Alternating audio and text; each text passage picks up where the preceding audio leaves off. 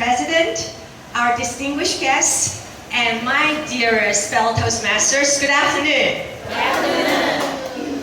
It's so great to see everyone here.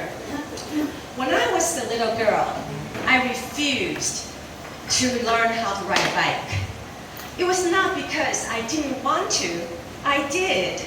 Actually, I was so eager to ride a bike in the park with my brother and sisters. It was simply because I didn't want to fall.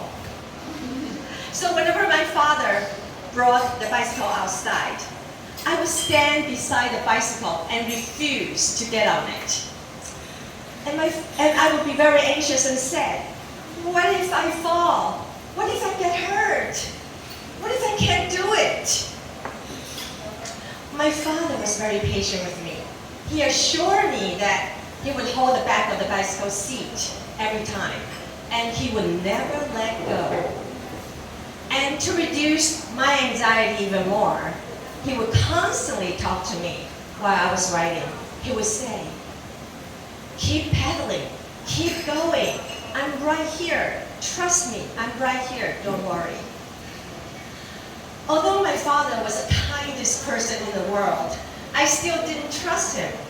So every few seconds, I would turn around to check whether he was still there. So every few seconds, my bicycle would wobble even more because apparently looking backward was not the best strategy. But one afternoon, something changed. My father ran beside me holding the back seat as usual. And he said to me, keep pedaling, keep going. You can do it. I know you can do it. So I pedaled slowly and nervously. And after a few moments, something strange happened. The bicycle actually felt steady. And I turned around and I saw my father a few steps behind me. He had already let go. So for the first time, I was riding the bike on my own. I didn't understand how that happened at that time until later in life. Sometimes fear disappears after you move forward, not before. I was glad I chose to move forward instead of stopping. I successfully overcame my fear of falling and have enjoyed the fun of riding a bike ever since. If I had let fear overtake me, I would probably still be standing beside that bicycle today. And honestly, isn't that true in life too? Ladies and gentlemen, how often do you stop yourself from moving forward because of what-if questions? What if I fail? What if I'm not good enough? What if I embarrass myself? I think the better question to ask today is, what if I keep moving forward? I remember the first year of my university. Like many students, I was trying very hard to look confident. However, inside, not at all. One day, my professor announced that every student in my class needed to do a presentation in front of the class the following week. As soon as I heard that, my brain started coming up with all kinds of disaster scenarios. What if I forgot my words? What if my voice shook? What if nobody listened? So for the entire week, I practiced obsessively. I practiced in my room, I practiced in front of the mirror, I practiced so much that my roommate probably knew my presentation better than I did. And finally, the presentation day came, and I walked to the front of the classroom feeling terrified. My legs were shaking, my heart was pounding. And then, something unexpected happened. About 1 minute into my speech, into my presentation, I stopped panicking. People were actually listening. Some were smiling, like now, yes. some were taking down notes. So after the presentation, one of my classmates approached me and she said, "You did a great job." It was such a simple comment, but something inside of me changed. It was then I realized confidence does not just magically appear beforehand.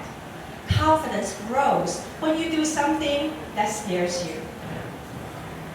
Sometimes I wonder if I had let fear decide for me. What opportunities would I have missed? What version of myself would I have never discovered? Years later, life presented me with another what-if moment. Dr. James Lin, the founder of MGTC, he invited me to be the chartered president of MGTC. Without any hesitation, I said no. Because leadership was overwhelming to me. There are responsibilities, expectations, and challenges. And once again, those familiar questions returned. What if I'm not good enough? What if I can't do it? What if people regret choosing me? All those what ifs, right?